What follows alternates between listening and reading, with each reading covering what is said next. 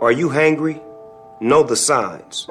Uncontrollable yelling. Why aren't you egg rolls? Hallucination. Sushi. Pants discomfort. I hate you, pants. Hangry. It can happen to anyone. Fortunately, there's E24, the app that tells hunger to shut up. Egg rolls. Thanks, Snoop. E24. In my medical opinion, it's the best way to order food online, baby. Everyone, you got the 215 out. Doesn't matter what kind of sandwich, sir. I'll explain later. Thank you, sir. Jimmy John's. Come in. Sir, did you know your house is on fire? Yes, I did. Grab a bucket. Jimmy John's. Come in. Sir, did you know your house is on fire? Grab a bucket. Jimmy John's. Come in. Sir, did you know? Yes, I did. Grab a bucket. Jimmy John's. Come in. Sir, did you? Yes, I did. Grab a bucket. Fire department. Come in. Sir, did you know you... It's okay, Captain. We got it handled. Care for a sandwich? Thanks, but tell me something. Shoot. Why didn't you call the fire department first? I did. Jimmy John's, America's favorite sandwich delivery.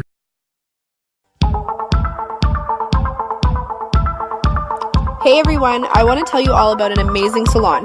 Joyce's, located at 132 Ferry Street in Everett, Massachusetts. Joyce's specializes in the latest techniques in coloring, styling, cutting, and beach waves. Joyce's features Sukesha all-natural nutrient products and organic color.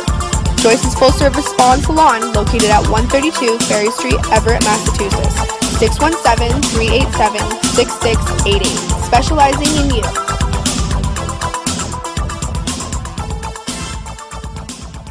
Hey everybody, this is Jim and Paul with your weekly lineup. At 8 o'clock p.m. we have the Twisted Southern Horror Queen with author Lynn Gibson. At 9 p.m. we have Honey, I'm Home with Irina and Shay. And on Tuesdays at 7 p.m. we have Talk Time with Val. At 8 p.m. we have All Aboard with Dawn Wisman. And at 9 p.m. we have What's the Story with Maria Gentili. At 10 p.m. New Era Talk with Mike and Kathy.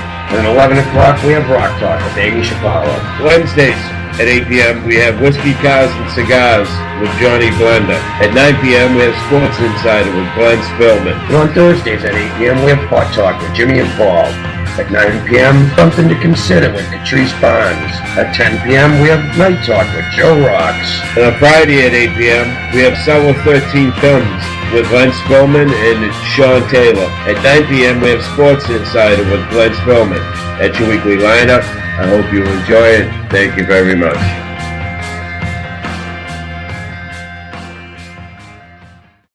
The views and opinions of this broadcast do not reflect the views and opinions of Armed Media, New Productions and its affiliates. Enjoy the show.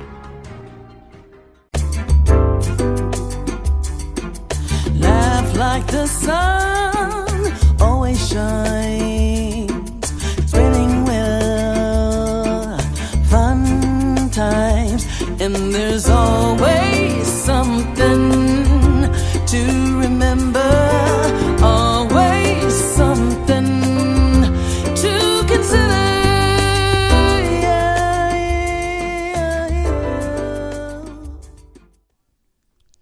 Hi, this is Katreese Barnes and Something to Consider, and tonight is part 2 of my chat with Dr. Paul Goldberg from the Goldberg Clinic.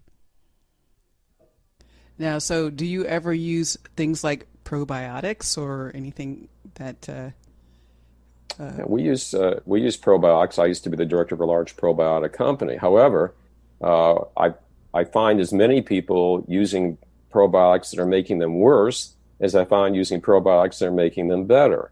Really? Yes, really. For example, a lot of patients have what we call SIBO, with this small bowel overgrowth, and they're dumping all kinds of extra bacteria down there, and they're just making the situation worse.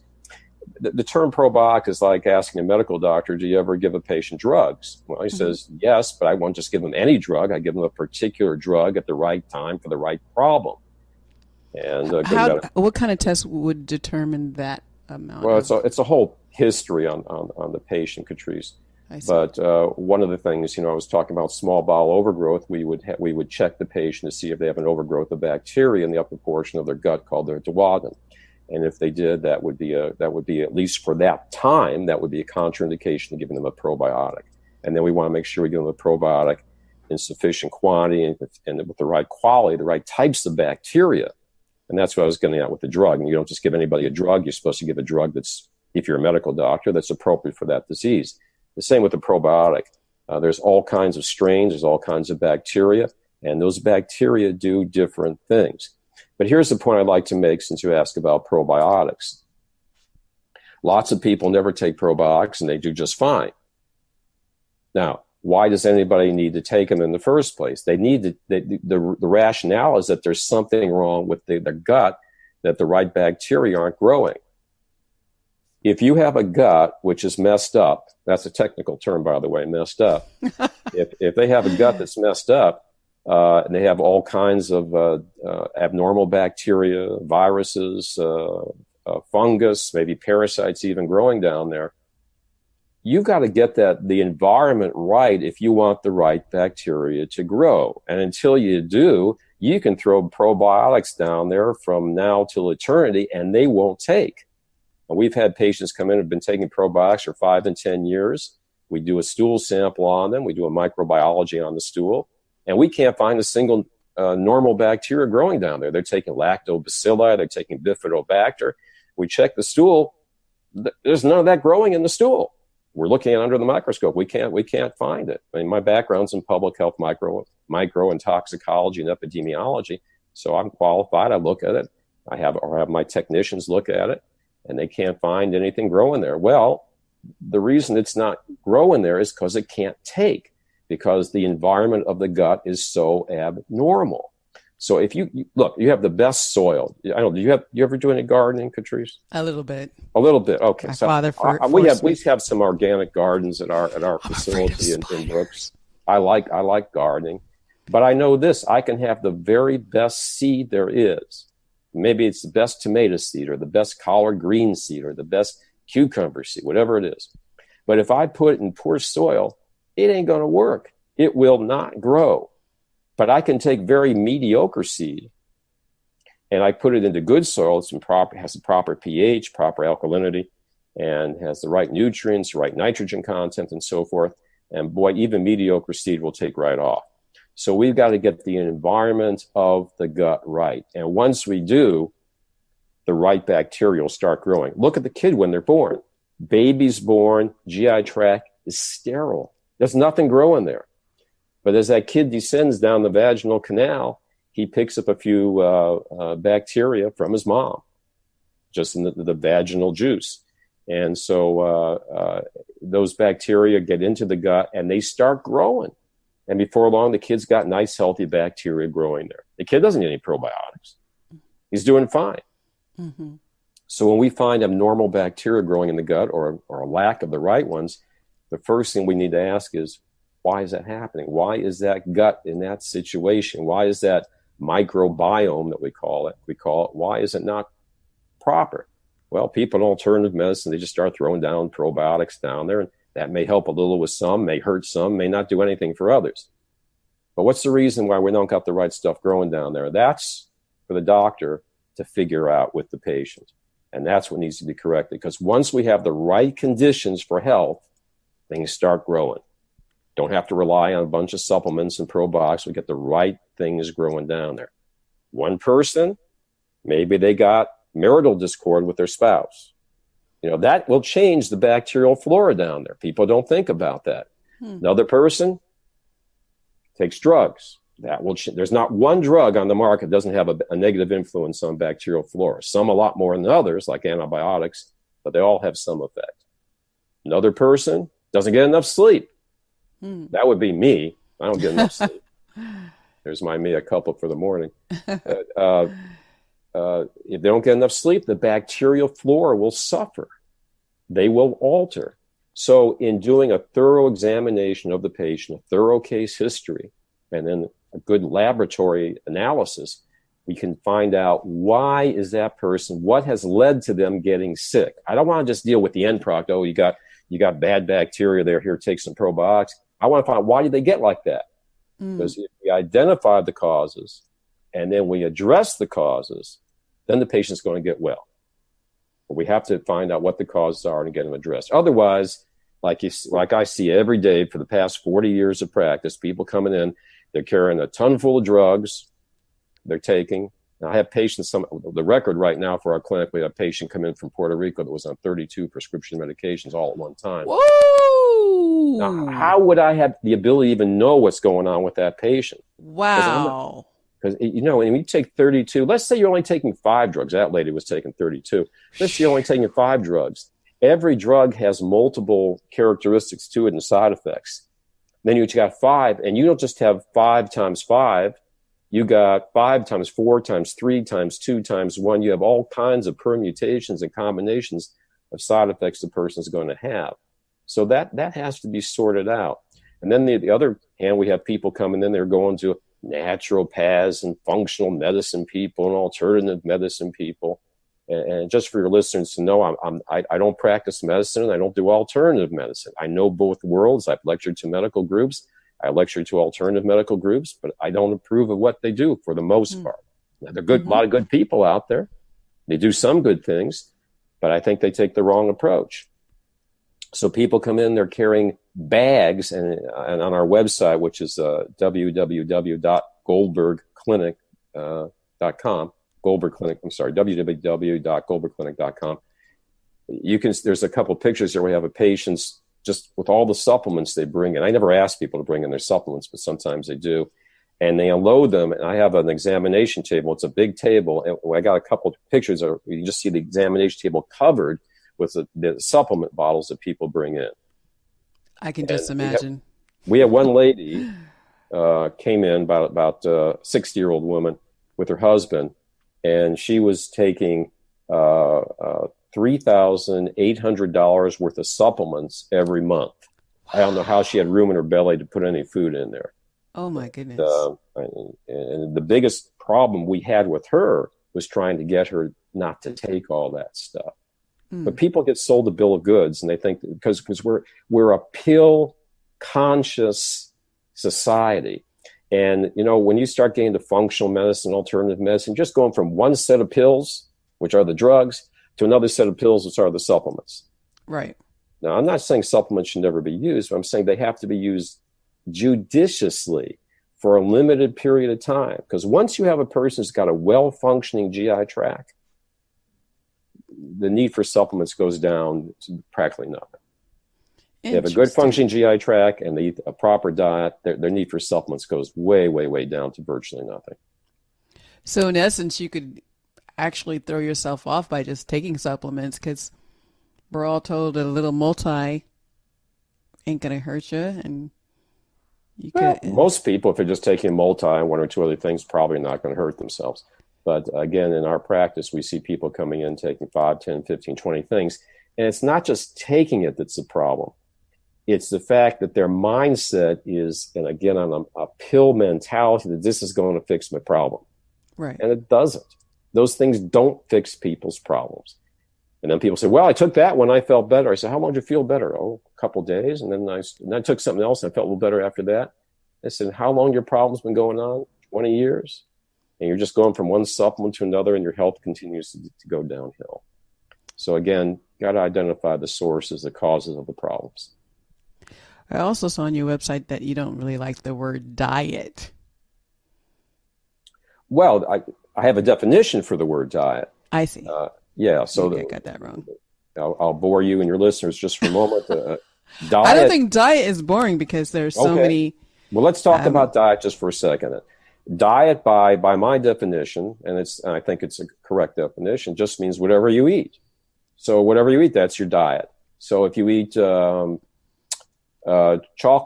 cupcakes and green beans, you're on a chocolate-covered cupcake and green bean diet. If you live on soda pop and Lucky Charms, then you're on a soda pop and Lucky Charm diet. If you live on baked chicken and mashed potatoes, then you're on a baked chicken and mashed potato diet. Whatever you eat, that's your diet. Period. Okay? That's not the same as nutrition. You see, because the term nutrition is probably the most misunderstood and misused word in the human language. You know, in most doctors' offices, a lot of naturopaths and chiropractors, and they talk about nutrition. What are they talking about? Well, when we're done with your therapy, you're going to go to the front, you're going to get some supplements. That's your nutrition. That's not nutrition.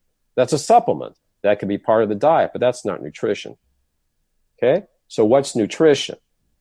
Nutrition is the sum total of all the processes of everything that goes on with the body when you eat something, including your diet, digestion, absorption, assimilation, cellular excretion, and bodily elimination. All of that together is the person's nutrition status, not just their diet. Diet is one component of the person's nutrition. And that's why we get people, and now, people get on Dr. Google every day. And so they're jumping from diet to diet to diet to diet, right? You're raising your hand. Everybody's done that probably at some point. Oh, Dr. Goldberg, I tried the Maker's diet, and I tried the fat-free diet, and I tried the fruitarian diet, and I tried the vegetarian diet, and I tried the FODMAP diet, and I tried the yeast-free diet. Yeah, the oats and... Yeah, I mean, I used to have when I taught clinical nutrition for 37 years at the university, and I used to put a list, of all the different diets. I, collected names of, and there's hundreds and hundreds of them. And so people could jump from one to one to one to one. Diet is not a panacea. You can't just eat your way to health. Now, good diet does not ensure good health. However, if you have good nutritional status, you will be healthy. But you see, there's a jump there that people have to make. Because to have good nutrition, you have to have a good diet appropriate for you. Plus, you have to have good digestion to break that food down. You have to be able to absorb it in your gut. You have to be able to bring it into the bloodstream. Your cells have to be able to absorb the nutrients. Your cells have to be able to excrete the waste. And then your body has to eliminate the total load through the bowels, the bladder, and your skin and your breath. And all those things have to be working right. So here's the question. What systems of the body have to be working right to have good nutrition? And the answer, as per my definition, is all of them do. Your digestive system has to work right. Your nervous system has to work right. Your immune system has to work right. Your respiratory system has to work right. Everything has to be working right to have good nutrition. So when we're doing a evaluation on somebody, we're going to definitely take a good close look at the diet. But that's just the beginning. That can't be the end, because most people, even if they're eating a diet that's suitable for them, which for a lot of people they're not, but even if they are, they're having problems with digestion, absorption, assimilation, cellular excretion, and cellular elimination, and that will interfere with their whole nutrition status. So diet is not the whole gig, and a lot of times people are surprised to hear me say that, because they, I'm in the area here, I'm Mr. Nutrition, but we don't spend an inordinate amount of time on diet, because we can handle that pretty quickly. And the other thing that's important to understand is what's a good diet for one person will not be for another person. Plus, what's good for one person to eat at one time may not be good for another person. So, for example, when you're sick and you got a cold or the flu, that's not a time when you should be probably eating anything at all. That's a good time, to stay just on liquids or just on water. For a person who's got ulcerative colitis, they have inflammatory bowel disease. Well, they can't absorb their nutrients. I've had people who have inflammatory bowel disease, Crohn's disease, ulcerative colitis. From the time they eat a meal to the time it's going out in the toilet is 20 minutes. So you're not going to help that person just by changing their diet. You've got to restore their digestive ability. What's going on with the digestive tract and the nervous system and the immune system, the endocrine system that's not allowing them to digest, absorb, and assimilate those things right. And once you get that corrected, then the dietary measures will start to take hold. So how long does it take for someone to discover, say, all this? I know you have a 10-week program that you work with people, or is it longer than that? Well, we have a program we get started with people, but what was the rest of your question? How long does it take us to discover, say, those imbalances? Oh, well, we have the initial workup, and then we have what we call a 2 to 3 week period of discovery. And usually by that time, we have a pretty good idea what's going on with the individual.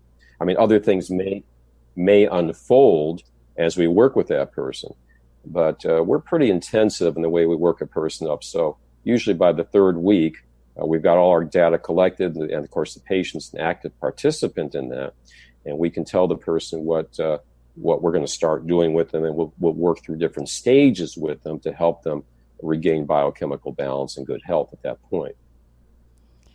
Now, you said you taught nutrition for 37 years? Mm-hmm. So can you talk more about your background? Because you just gave us all this wealth of information. Well, my background, boring for me to talk about. It's not boring. I can give you a rundown. I got into this whole mess because when I was a young man, I was when I was about 24, I entered law school and the medical program at Ohio State University. And during that time, I started to get ill. I started having a lot of joint muscle pain. My joints started to get red and swollen. And I went to the medical physicians. And of course, I was a student there at the medical center as well as in the law school there. And so I had the access to these people. And they said, well, they did a workup on me. And they said, you have rheumatoid arthritis. They had a form of rheumatoid arthritis that they call ankylosing spondylitis, where the spine stiffens, and then in time, if something's not done, the individual vertebrae fuse together. And being totally naive at that point, I said, well, what do we do? And they said, well, you're going to take these drugs. And at that time, the treatment was mostly steroids, prednisone, and anti-inflammatories. And, I said, yeah, but what's causing my problem? How do we address it? And they said, just take these steroids. You're incurable. You have a chronic disease, incurable, but you'll suppress it with these steroids. Well, it's still one of the main ways they address this. This is now 40 some years later, but still one of the main ways they address that is they use steroids. So the condition continued to get worse, and I was still going to classes. But at that point, I said, look, I'm not interested in going into the medical profession or the legal profession if I'm going to be crippled up. So I dropped out. I was a dropout. And I ended up going to Florida and working at a hygienic institute, which was an educational center. It's on about 10 acres of land near the ocean in Bonita Springs, Florida. And I learned hygienic principles down there. And I learned that it was important to identify the causes of why people are sick, and also to create the right environment in which they could get well. And that I think is a very important point. You have to create the right environment to get well in. Now, when you're going to medical school or law school, that's not the greatest environment for healing. I'd say particularly law school, that's nasty. Yeah. That's just not a good environment to get well in, because you're just, everybody's fighting with each other, obviously in law school. They're getting prepared to graduate and go into battle in the legal system. Entertainment ain't no joke either. Yeah. So that's not a good environment for getting well. And I saw people, and of course the guests came down there, and they came from all over the country, just like they come to our clinic now. And I saw them without any treatments, without any therapies, start to get well from these so-called incurable chronic diseases, rheumatoid arthritis and lupus and ankylosing spondylitis and psoriasis and psoriatic arthritis and multiple sclerosis and type 2 diabetes and chronic fatigue, and then what they call all these other names they had now, fibromyalgia and all these other names. I saw people get well, and not just get well their symptoms, but take on a whole new appearance and look vital and healthy. And as they got vital and healthy, their mentality and their spirituality started to blossom as well. And you see people start to smile more and be happy and start to take pleasure in living, as opposed to getting up every morning going, the other day. Where's the day of pain and misery. And so I saw some people getting joyful down there. And there was no religion down there. It was just a supportive, warm, caring environment in which they were teaching people what are the requisites for good health. And at that time, I hadn't thought about that. So I started learning about the importance of getting out in the sun. Well, the medical profession was just teaching people getting out in the sun. Oh, you don't want to do that. It's going to give you skin cancer. And covering yourself with the sunscreen. Cover yourself with some toxic sunscreen and don't go out in the sun in the first place. And the sick people, if you look at old medical textbooks, it said old people that were sick should be kept in dark rooms. Don't let the fresh air and the sunlight in there. That's one of the things that Florence Nightingale fought against. Don't put people in closed rooms, close the windows, and give them diets of meat and bread and wine, because that's what they were doing. So I started seeing, there was this connection between cause and effect. There were reasons that people got sick. as opposed to just saying, okay, these are your symptoms, this is the name of your disease, and we brand you with that, here's your drugs, or here's your alternative medicines, blah, blah, blah. And no real consideration as to why did the person get sick? What led to that? So I started to see whether there was value to getting in the sun. And they had a solarium there at Katreese. They had one side for men, one side for women, and you could go in there, you take a nude sun bath. I said, well, what's this all about? And, they didn't have double-blind case-control studies, $1 million studies to show the benefits of it. Right. But if you use your innate intelligence and some of your God-given wisdom, you realize that we're not supposed to dig in a hole, like a mole. We're supposed to be out in the sun within reason. I mean, on the other hand, we also have, if you look at yourself, anybody, not to go out in the sun and burn yourself either. Just like my dogs and my cats, they don't go out and burn themselves, but they sure like to go out and take a sun bath. So I saw people there, they started to get well. I saw people from your home, your state there in New York City come down to Florida, and they'd be all pale and sad looking and shivering and all that. And they'd be there for a few days out in the sunlight, taking sun baths in a congenial environment, breathing fresh air, getting to bed early, eating a good, wholesome, mostly vegetarian diet, and they started to blossom. I mean, just like putting a plant, you cover it up, and you don't give it the right minerals and water, it's going to wilt. You give that plant what it needs, and it blossoms, and it flourishes. Just cover some grass with a piece of cardboard. Go out there a few days later, it's all yellow and nasty. Now, you said mostly vegetarian diet. Does that mean you do include meat? No. Where I was at, they did not include it. It was strictly where I was at the time. It was mostly a raw food diet.